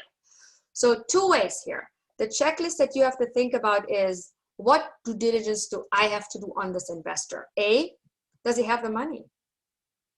I cannot tell you how many times I got financing offered and the money wasn't there. At least 50%. It's a very high percentage for chasing money. So you want to make sure that these people show you a proof of funds, which could be a statement from their brokerage account. It could be a bank statement, could be anything. But you want to see that they actually have the money. When you work with PPMs, you know, product placement memorandums, private placement memorandums, sorry about that. You have to work with accredited investors because you're not a brokerage firm. So you basically have them, they literally have to show you their tax return and make sure that they have over a certain amount net worth. And I forgot what it was $1 million net worth, $200,000 net worth. It changes all the time. It's on the SEC website. So an accredited investor is a defined investor, and you have to make sure that the person you're talking with is actually accredited. Otherwise, you go to SEC jail. So if ever you work with someone like that and you do it based on a product placement memorandum, just keep that in mind. Otherwise, you do it basically an investment deal that's a business deal, and that's okay. You're willing to do it when you do a deal where you're sharing your membership interest for payment. That's fine. But be sure that you don't do anything that is not in alignment with the SEC regulations. You want to make sure that you do due diligence on your investor and your investor will do the diligence on you. So they'll ask other people, have you worked with them? What did they, how was the experience? Did they make the money back? I mean, anytime I work with a fund in New York or I work with an investor, they ask me, how many movies did you do? How many of them lost money? How many made money? Can I talk to another investor that invested with you? I have to go through this every time. So it's a pain in the butt, but it's going to happen. You need to always make sure that you disclose all risks and do that in writing. So you always, everything you give to an investor would say, dude, you can lose all your money, period. Big period. Okay. They need to know that you disclose the risk. They know that they can lose all their money because they're not, doing a CD with you. They're doing a high risk investment. So for you repeating it, it's just you covering your butt. They know this anyway. You want to project a team to the investor that has some track record if you don't have it yourself. Or if you do a certain movie, like if I do an animation, which I'm thinking of doing for the first time, I'm working with a very established animation team because I have no idea how to draw these things and how to make that up. So I work with a very established animation team and put them into my pitch deck as my track record team. And that's something you have to think about. Who can you put in there? A strong DP, a strong director that takes over any skill set that you don't have yet. So just think about track record as something that the investor would say, well, why would I give you money? You haven't done this before. And then you can say, well, I'm not actually doing it, but I am doing it, but I'm doing it with this guy who knows what I don't know, and that guy who knows what I don't know. So I know to ask people, and those are the people that I'm asking. So surround yourself with a track record team. And the investor will do some due diligence on the director, and that's usually going to be a phone call, if they're smart, to the bond company saying, did you have any claims with this guy? Did he go over budget? Was he easy to work with? So just think about the fact that the investor, if he's smart, would call the bond company and check the director out, which, by the way, is something you should do too when you hire a director. You will define exactly what the project criteria are and how you protect your investor with those criteria. And in your pitch deck, you will say, here's my project, here's the cast that I'm planning on choosing, here's the director I'm planning on choosing, he's fantastic, no claims with the bond company, and so forth. You don't have to go into that much detail, just saying they're great. And here's my track record team, and here's how I'm going to protect you, because I'm only going to ask you for this amount of money because I'm going to get this from the bank and I'm going to do these pre-sales on, this is the sales team that I'm working with. So the more you can tell the investor on how you're protecting him through elements that you've put in place by using a really defined and thought through finance plan, the easier it is to attach them. You're going to talk to them about the fact that your risk and interest is actually aligned, because in reality, you're making a fairly small amount for doing all this headache of producing this thing. If you look at what you're actually making in the end, because you have to share your producer fees with other people that, are track record people that you have to pay, it's a lot of headache for not that much money. So you're really betting on making this movie in a way that you can make profits. And that's why you are aligned with the investor, because in essence, you only make money when the investor was paid already and his premium was already paid. That's when you make your real money. And the more he understands that, he or she, the better it is for you. So this alignment of interest is something that you should elevate in your conversation with an investor. Talk about default or late payments. As I mentioned earlier, many investors do not require a term for repayment, but some might. Some might say, I'm going to give you this as an equity, but I really need to be paid back in that amount of time.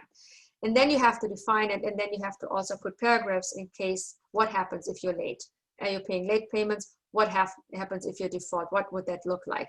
So that sometimes comes up in a certain conversation you have to have. In the ideal world, you don't want to have a term with an equity investor. Talk about milestones. Talk about essential agreements that you're going to conclude, which is share with them. Listen, dude, remember when I told you when I pitched you this thing, I wanted to attach Brad Pitt? Guess what? We didn't attach Brad Pitt, but we attached Johnny Depp. Keep them posted about what's happening and make those milestones clear The milestones are, I'm attaching my talent, I'm financing I'm bringing all the money together with all the other finance sources, I'm securing my project by putting a completion bond on it. These milestones should be talked to them about and should be addressed. And then you share them. Talk to the investor about what his role is. Does he want to be involved or does he not want to be involved? And if he wants to be involved, where's the limits of his involvement? Does he have approval rights? He has no approval rights ever, period. But he might ask for some. So tell him, dude, what you can approve is this. If I make a material change in cast or director or financing or distribution, you can get a meaningful consultation right. The end. But know that if you make a material change that changes the value of your project, you're likely on the hook even if he doesn't have approval rights. So that means you can't really do that. You can only make changes that are within the framework that you have set up for him. Just know that because that's kind of the law. Even if you don't agree with, that's just how it is. You are going to tell your investor that you are going to insure the project through a completion bond, which ensures the on-time and on-budget production, which tells the investor you're not going to take his money, run off to Fiji, and buy a little beach house. They now know that this project is going to be insured and delivered, which is very important for them to know, and that's going to take a lot of headaches away. You're also going to talk to them, obviously, about transparent accounting, that you're using a collection agent that will send reports to them every time money comes in and shows them exactly how the money is being spent. For you, it's important to protect your master element. So when you shoot, you know, in the time when I was starting, there was like a huge print of a movie that I have to put in my fridge. Very inconvenient. But the problem is you have to figure out a way to store the materials in a safe, in a safe manner. Yes, you can. I had to do it with labs. You can now do it differently, but you have to do it in a way. Right now what I'm doing is I'm putting it in a climate controlled vault. So all my digital elements are all in a climate controlled vault that I control, which is something you need to think about too. Where do you store all this stuff? Because you're gonna need it over and over and over and over. And then the last thing I would like you to do is, if you can get away with not doing a regular jurisdiction clause where you have to solve disputes in court, I would suggest try to get away with an arbitration clause. It's much cheaper and it's just more efficient. When you get sued or you have to sue someone, the court system is very slow in the US. It's very unfavorable to anyone because there's no real justice system here, unfortunately, to be honest. And it's all, court cases here are more psychologically driven than anything else. Anyone can sue for anything, no matter, they don't even have to have a case and they can sue you. That's the unfortunate situation in California for sure, maybe in other states too. It's not so much the case in some of the European territories where you have to actually have a case and prove you have a case in order to sue someone. Here you can sue someone just because they have blue eyes. So just know that. And if you have an arbitration clause, you're protecting yourself from some idiot suing you because they think you make money on the movie and now they want to dip, which happens all the time because people get greedy when they see success. Okay, questions? No? Then we're done for today. Nice. Okay, I know it was a lot of information. You're going to see, as I said, you're going to see it in your, I want to save this. Hold on a second, screen share. How do I not, oh yeah, stop share. That's what I wanted to do. So you're going to see a lot of information coming up, of course, in much more details in the upcoming modules. I just wanted to point out some essential points for you to guide your attendance to these things. And these are the things you really just need to remember for yourself and just keep in mind. This is the essential stuff. I'm going to obviously send you this PowerPoint again, so you also have that. And if any questions come up maybe later when you look at this again and you feel like, hold on, this is still not clear, just email me, okay? So anyone who has office hours after this, you can just call my cell phone or just stay on this line. Anyone who wants to have office hours, I have no idea what slots are still open for the day, but just email me and we'll do something today. It's fine, I don't have much planned for today, so that's okay. If you have something that you want to talk one-on-one on, just let me know. And if you have anything that comes up later or want to get on a Zoom with me at any time, don't wait for office hours. Again, this is just so offer something. But I do this very often, that I just get with people on the phone or on Zoom, and we'll go talk about questions and go through case studies and just do it together. A lot of you I've already done this with, so you know, I just want to make sure that everyone knows you have that option. Questions? We good? Good. Go and have a fun weekend now. Get out. Thank you. Happy Super Bowl. Thank you You so too. Bye, much. guys. Bye. Thank Thank you, Jeanette. Bye. Thank you, Have a Jeanette. good Bye. weekend, guys. Have a good weekend. Thank you. You too. Bye, guys. Hi, Jeanette. I had a 12 o'clock with you. Yeah, Barbara. What You is wanna it? do What it time now? is it? We can do it now. Why don't we just stay on? Let me just stop the recording, though. Okay. Hold on. How do I stop? Here we stop. Stop recording.